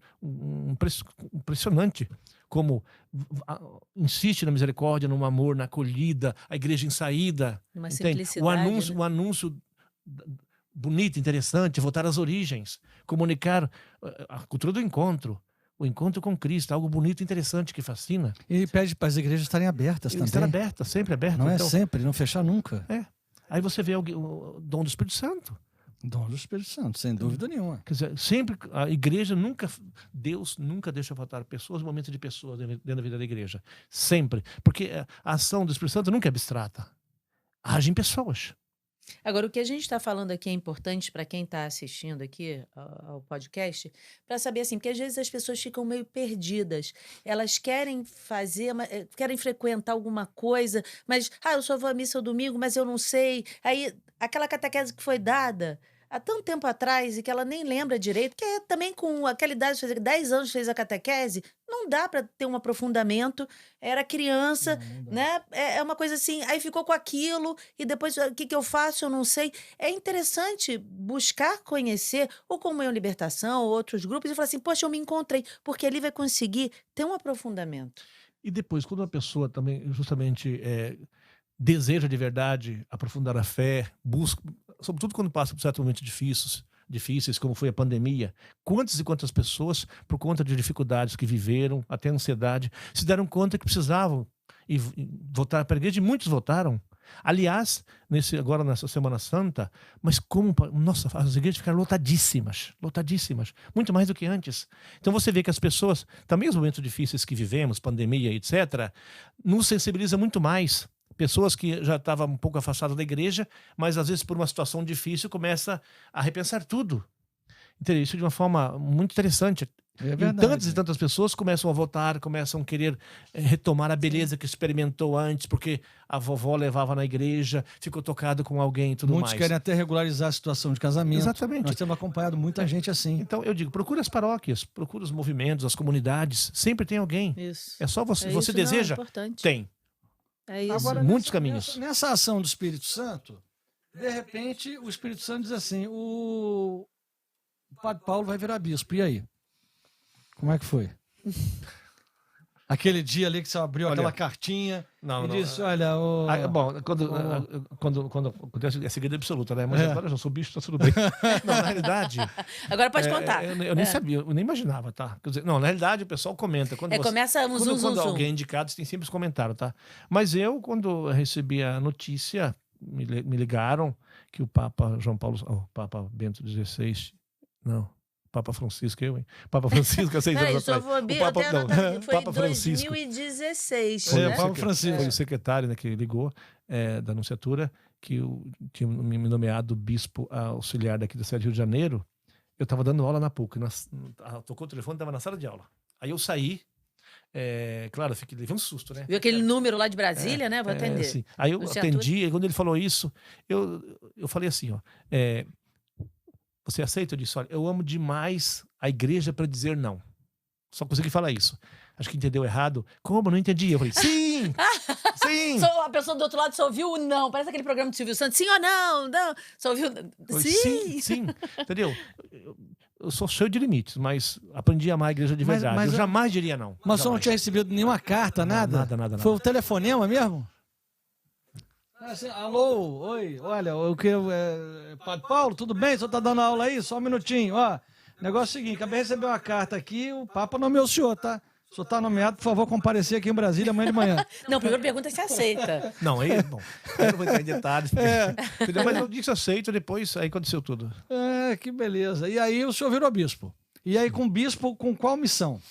Não, o bispo E seus pais? O auxiliar. Peraí, antes de eu saber dos pais. Dos pais? Deve ter não, meus pais, quando ficaram sabendo, eu falei pra ele, minha mãe, meu pai chorou como... Meu pai quase que nunca chorava, mas chorou como criança nesse dia. De novo, porque ele chorou também na sua ordenação. Ficou feliz, minha mãe também. A minha mãe, ela é uma santa mulher, né? Ela ficou toda comovida, né? Puxa vida, o meu filho, um bispo da Igreja Católica. Bonitinho, gente. Muito bonito. Porque não é qualquer coisinha, né? Não, fabricar um bispo é uma coisa, as pessoas não têm essa noção do que leva para fabricar um bispo. Sim. Quanto a igreja olha o sujeito e quantas listas vão, quanta investigação é feita. Quantas consultas. Para depois levarem para o Papa os nomes e ele dizer, não, fulaninho aqui vai, olha esse aqui, eu quero esse aqui, ó. Marca esse aqui agora e traz para mim. Pronto.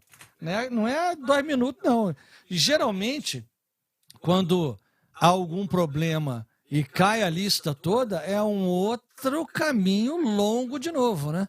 Não é uma coisinha simples. Sim, mas... Não, e o que legal, porque assim, era um lavrador, uma pessoa que só tinha até a 4ª série de estudo. Que nós vamos fazer, inclusive, um livro de lavrador a bispo, né? É isso aí. Eu não sei disso não, mas tudo bem. Já tem um podcast de lavrador a bispo? De lavrador a bispo, peraí, vamos... Mas tudo isso, a coisa mais importante é o fato de ser bispo, e é um chamado mesmo, é ser sucessor dos apóstolos. Demorou a cair a ficha, entende?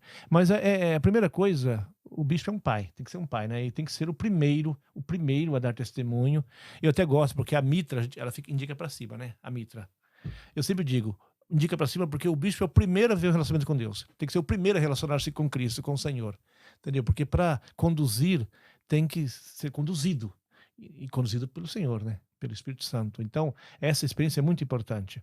Então, por isso que eu falo, qual é a missão?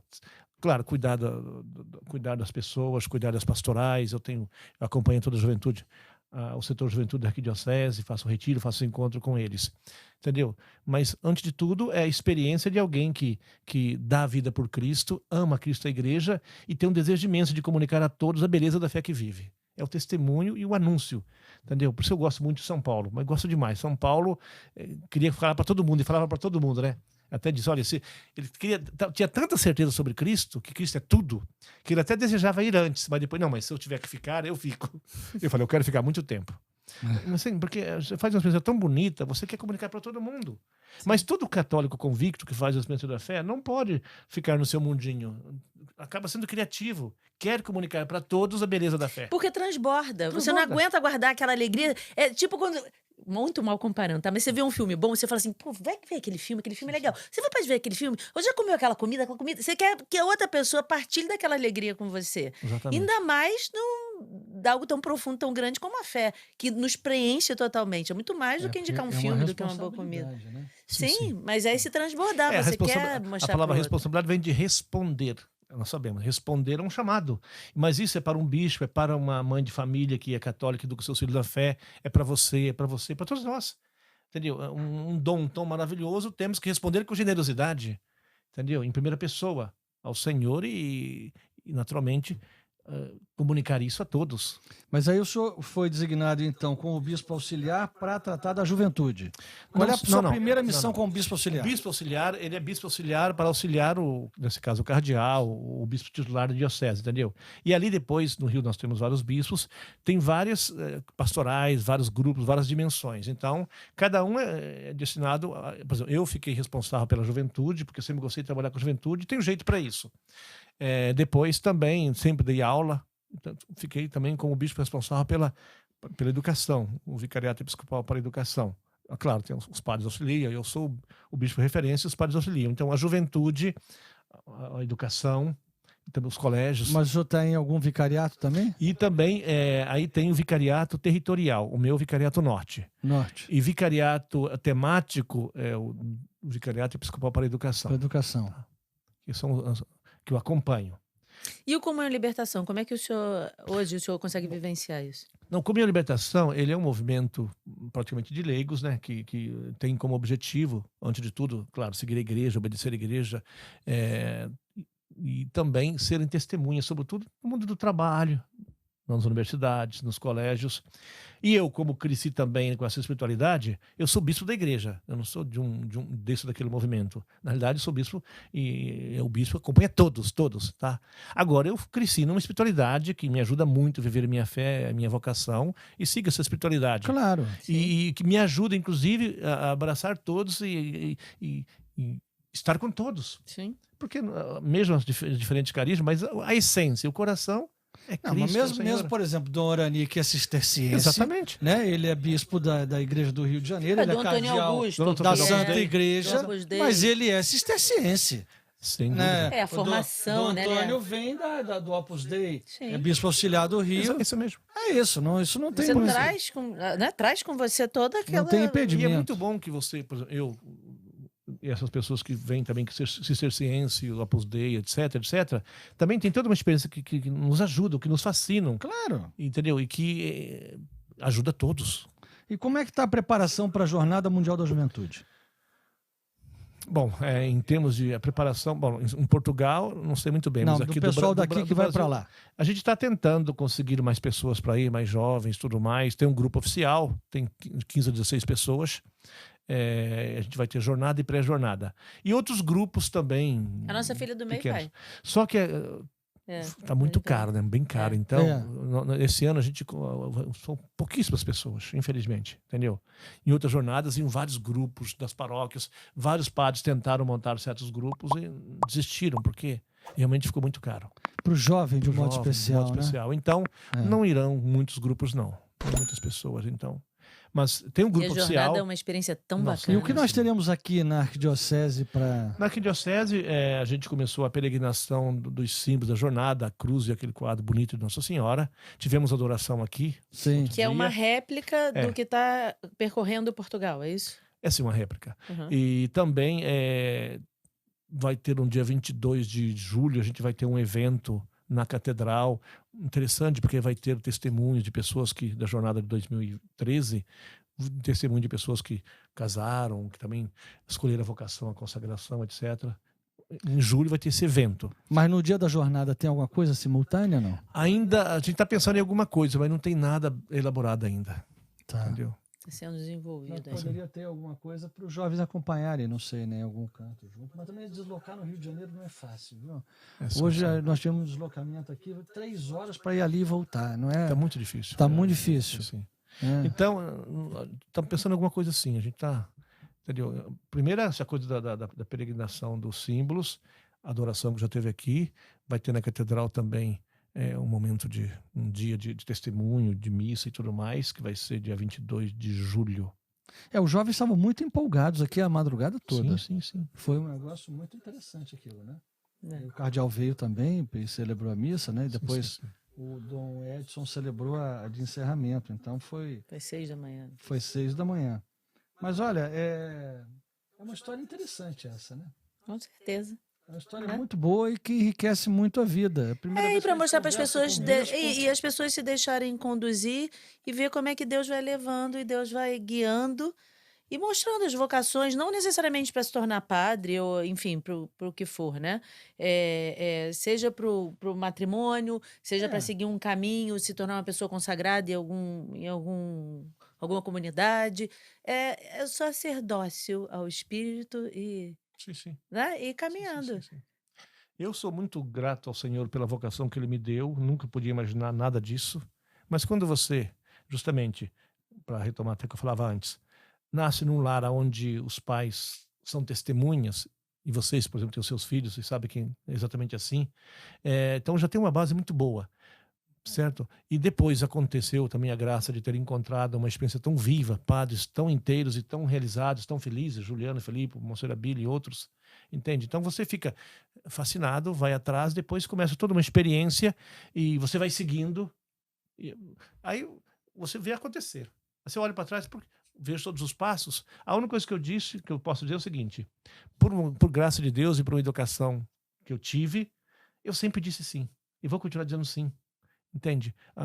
Algo tão belo que é seguir o Senhor, que é amar a igreja, que é testemunhar a beleza da fé, entendeu? E anunciar a palavra do Senhor para tantas pessoas que estão desejosas, querem encontrar alguma coisa, e quando encontra alguém que fala e percebe alguma coisa, muitos jovens, seja na PUC, seja nas paróquias, através de amizade comigo e com muitos outros jovens. Hoje tem muitos consagrados, tem muitos que estão casados com famílias.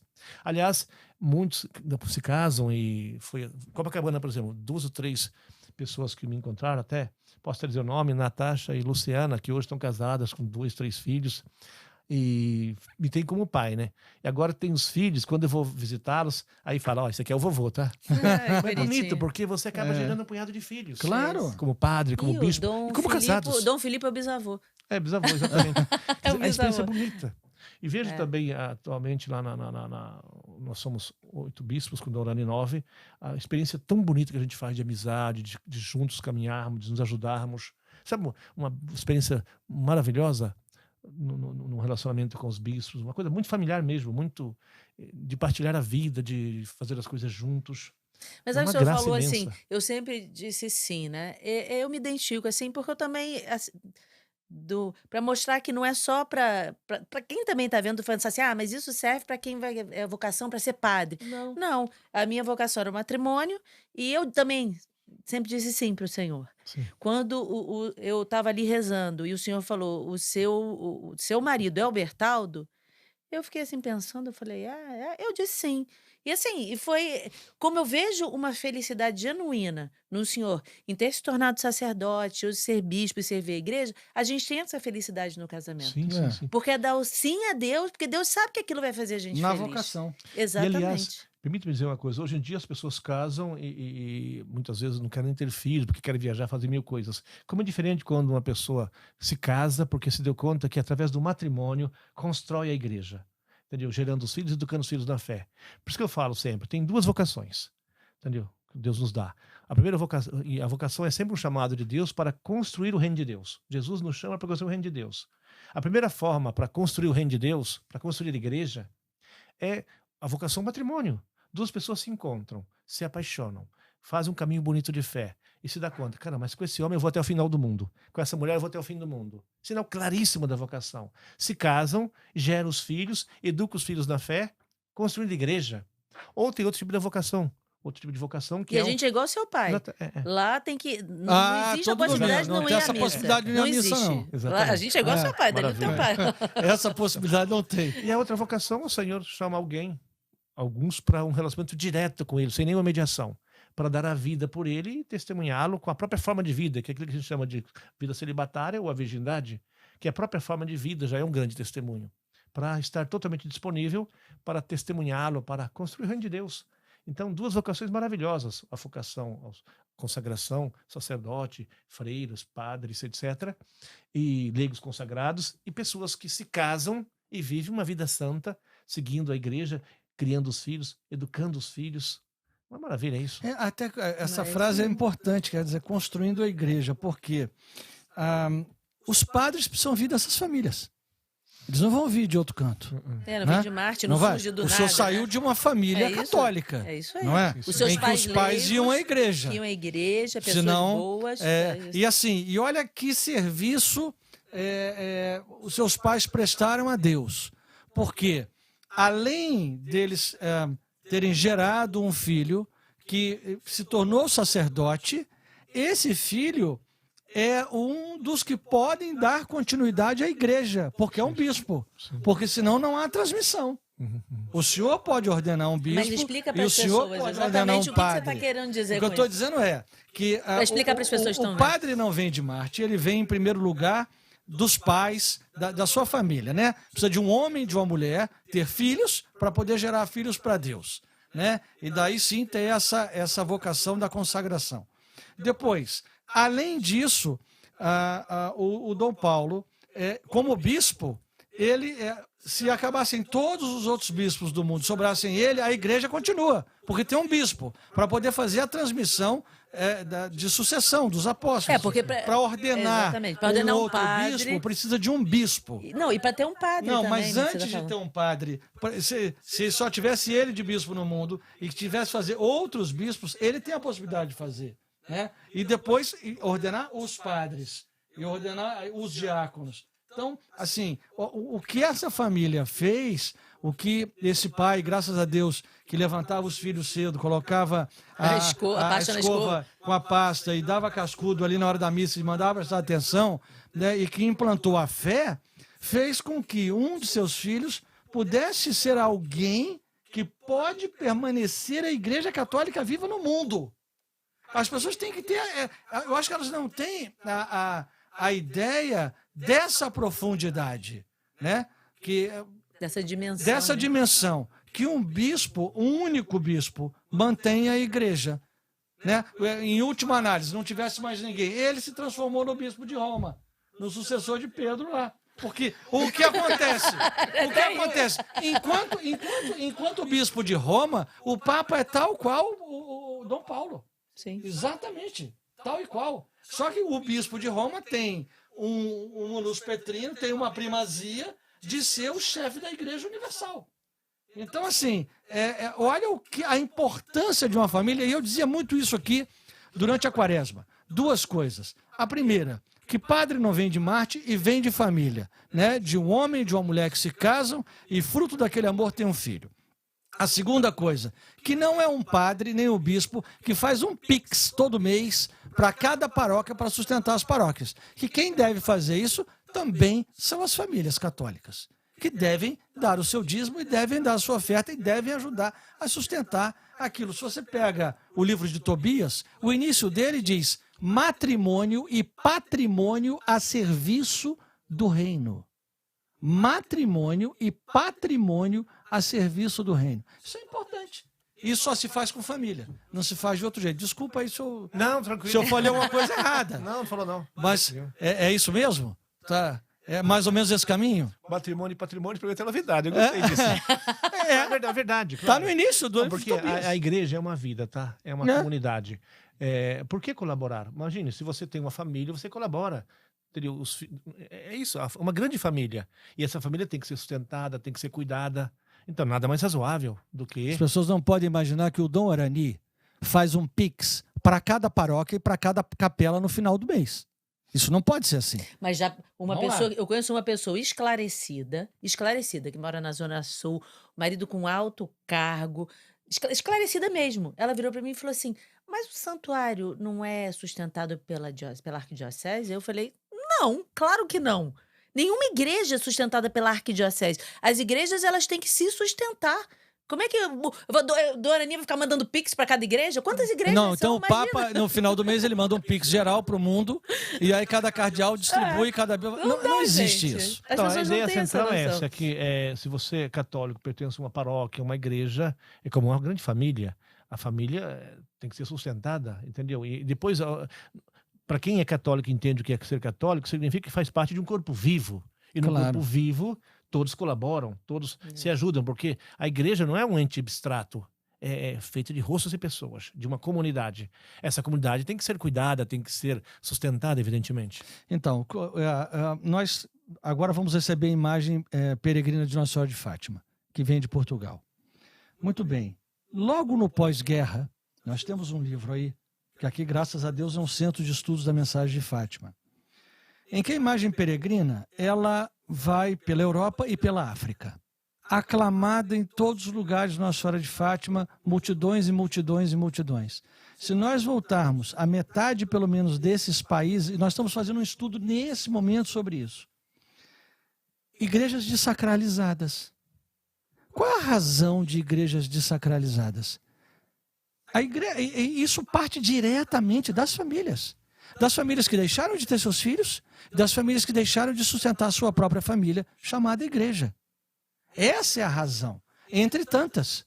Mas a gente pode pegar o marxismo, o que a gente quiser falar, mas a razão principal reside dentro da família, que deixou de ter filho, ou, portanto, não tem como gerar padre, e também, por outro lado, deixa de se comprometer com aquilo que para ela, e como o cardeal Marto me disse lá em Portugal, com a indiferença religiosa.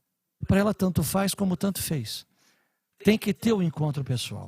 É por isso que a coisa fundamental, sobretudo para nós que fazemos essa experiência, é a dimensão do testemunho mesmo, entendeu? Porque o mundo está secularizado, entrou toda uma cultura racionalista, iluminista, e nós somos filhos do nosso tempo. Então, sobretudo muitos jovens que se afastam da igreja e não ficam indiferentes à religião e tudo mais, tem por trás toda uma cultura, todo um processo de, vamos dizer assim, de deixar de lado a riqueza e a beleza da experiência da fé da igreja, entende? Mas na igreja houve épocas também assim. E como que ela se renovou? A partir de alguns, ou de uma parcela boa, que ainda são filhos da igreja, que seguem, que testemunham, que geram filhos, que criam... Por exemplo, tem tantos casais ligados aos movimentos, ligados às novas comunidades, que estão abertos à vida, 3, 4, 5 filhos. Hoje isso é um escândalo. É verdade. Um grande escândalo. É. Mas pessoas que fazem isso porque entenderam o que significa ser cristão, entenderam o que é a vocação e vivem, estão abertos ao desígnio de Deus, vivem o matrimônio, abertos aos filhos. Um retiro que eu preguei, um pequeno retiro sábado de manhã, na paróquia do Padre Gilson, no Bom Pastor. Um retiro falava de coisas essenciais da nossa fé, sábado santo, etc. Toda a cruz e a ressurreição, etc. E aí veio um rapaz que eu conheço desde os 16 anos, que nem era católico, mas conheceu uma menina chamada Paula e se apaixonaram, se casaram, entendeu? Já tem 5 filhos, ela vai ter o 6º agora. Ele lá no final do retiro, eu pedi que ele desse testemunho, ele foi falar. Ele, olha, comovido. Imagine um jovem, 5 filhos já nascidos, um que está no ventre da mãe, daqui a pouco vai nascer, falando que felicíssimo. Só que todo mundo acha que é loucura. Mas ele felicíssimo e a esposa também. Ele trabalha muito para manter e tudo mais. E deu o testemunho dele. Olha, Dom Paulo, impressionante. Todo mundo fala que nós somos loucos. Como é que você... E colégio, sustentar. Olha, sempre acontece. Não nos falta nada. É verdade. Deus vai dando não sempre. Não nos falta nada. Só que falar isso hoje, um testemunho como esse aqui, parece loucura. Hoje o pessoal que se casam quer ter um filho e um cachorro. Às vezes só um cachorro. Desculpa a expressão. Mas é verdade. Nada contra o cachorro, mas filho é filho, cachorro é cachorro, né? E aí, quer dizer, quem vive isso é um belo testemunho. Entendeu? Quem se dá conta disso. Mas a igreja, a dom do Espírito Santo, a graça de Deus, nunca deixa faltar testemunhos assim. Pois é. É verdade. Mas é bom de vez em quando a gente continuar fazendo retiro e continuar falando isso pra turma, pra turma poder acordar e saber, olha, amigo, é a sua casa. É a casa da sua mãe. Você vai deixar como as coisas? Quer dizer, você não vai ter filho, então não tem padre mais daqui a pouco. Você não sustenta, não dá, né? Então, vamos começar a mexer e vamos começar Eu concordo com você. E sobretudo, nós sobretudo quem tem uma função de autoridade, que tem referência, ou que muita gente segue, como é importante o testemunho, entendeu? Claro. Vocês. Importantíssimo, porque hoje as pessoas querem ver testemunhas. E quando vem testemunhas, pessoas convictas, pessoas que acreditam, que comunicam uma certeza, não tem como não tocar. As pessoas vêm atrás. É impressionante. E com alegria. Permita-me dizer isso, mas muitos dos meus alunos na PUC, sobretudo no final do curso, falam: Dom Paulo, talvez eu nunca seja católico. Assim fala. Porém, essas coisas que o senhor falou, muitas coisas que o senhor nos falou, eu vou carregar para sempre. Eu escuto isso no final do curso sempre. Essas coisas que eu aprendi aqui, eu vou carregar para sempre. Não sei o que Deus vai fazer com isso. Entendeu? Sim. Mas dei aula, falei aquilo que eu acredito. De alguma forma tocou o coração ali. Mas é isso. Então, a coisa bonita é que a gente, que vivamos e que possamos comunicar de todas as formas a beleza que a gente vive. Sem dúvida. Isso. Que maravilha. Que bom, né? Dom Paulo. Poxa, muito bom. Que bom tê-lo aqui. A gente poder falar sobre isso, um pouco da sua trajetória, né? Que eu acho muito bonita. Naquele almoço, quando o senhor começou a falar, eu falei, gente, que história bonita isso. De uma pessoa tão simples. Olha o que Deus fez. Começar a falar da importância de um bispo para a igreja, que era uma pessoa simples, um lavrador, que mal tinha estudo, de uma família amorosa e simples, né? E de tudo isso, falar um pouco do Comunhão e Libertação. É uma verdadeira alegria. Muito obrigada, viu? Eu que agradeço. Foi muito bom estar aqui falando com vocês. Aham. Mas só uma última coisa. Claro. Porque João e André, Pedro, também eram pescadores, tá? Sim, Então, eu verdade. quando comecei a fazer essa experiência tão bonita, eu comecei a entender de verdade o evangelho. Falei, caramba, mas isso que aconteceu com Pedro, com João, com André, que ficaram fascinados, aconteceu comigo. Mas é interessante, porque São Policarpo, ele foi discípulo de São João. E ele falava, ele ouvindo São João falar, quando encontrava Cristo, etc., São João falava de forma tão fascinada que fascinava São Policarpo, que falava de forma fascinado para os seus, ele era um líder de uma comunidade, que fascinava os outros. Eu encontrei Juliano, Filipe, E foi passando, aí chegou. Fiquei fascinado e você isso. vai passando. Mas aí você começa a entender a experiência do evangelho. Entendeu? O encontro com Cristo, com a comunidade. E dessa fascinação, e como isso fascina os outros. Porque você está fascinado e o quanto isso vai tocando outros corações. É impressionante. O Dom até brinca comigo, porque o Papa de vez em quando fala também do maravilhamento, né? Ele fala mesmo, o Papa. Eu também falo só da hora do maravilhamento. Ele brinca comigo. Dom Paulo, o Papa falou do maravilhamento. É isso, maravilhamento com o evangelho, com as coisas de Deus. Fazer o quê, né? É isso Tá mesmo. todo maravilhado. Aliás, uma coisinha também, eu falava do relacionamento com os bispos lá, uma maravilha, na amizade que a gente se ajuda, e também o Dom Orani, é impressionante. Um coração do tamanho do mundo, e é uma referência pra gente, é uma paternidade, hein? Uma coisa muito bonita. Coisa boa, né? Uma paternidade muito bom. bonita, que vive com a gente lá. Eu estou muito grato por ter essa experiência com os bispos. E ele é uma pessoa simples, né? Assim, que não tem uma pompa, assim, nem nada. É uma pessoa simples que está no meio do povo, gosta de estar com as pessoas, não é isso? Sim. Tem um coração imenso. Sempre tem uma palavra de carinho, né? Sim. É uma graça que nós temos. Oh, que bom. Mas antes da gente encerrar, uma bênção aqui para nós e para quem está assistindo também. O Senhor esteja convosco. Ele está no meio de nós. E por intercessão de Nossa Senhora de Fátima, abençoe-vos Deus Todo-Poderoso, em nome do Pai, do Filho e do Espírito Santo. Amém. Amém. Muito bem, muito obrigado. Ah, gente, que bom. Obrigado, gente. Obrigada por vocês Obrigado, terem obrigado também. assistido. Gostei muito de vir Olha, aqui. curte, se inscreve no canal, compartilha para as pessoas verem essa história linda de Dom Paulo. E até o próximo AnimaCast. Beijo. Tchau. Tchau.